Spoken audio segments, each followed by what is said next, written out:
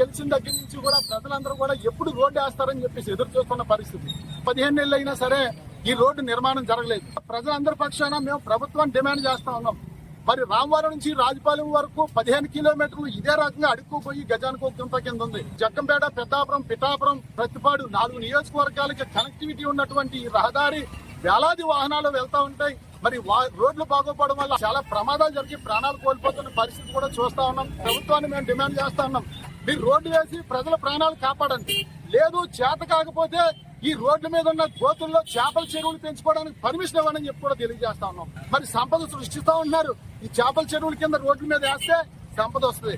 దయచేసి ఇకనైనా సరే సిగ్గు తెచ్చుకుని ప్రభుత్వం ఈ 15 కిలోమీటర్ల రోడ్ని వెయ్యాలని చెప్పేసి జగ్గంపేట నియోజకవర్గ ప్రజలందరి పక్షాన కూడా ప్రభుత్వాన్ని డిమాండ్ చేస్తా ఉన్నాం.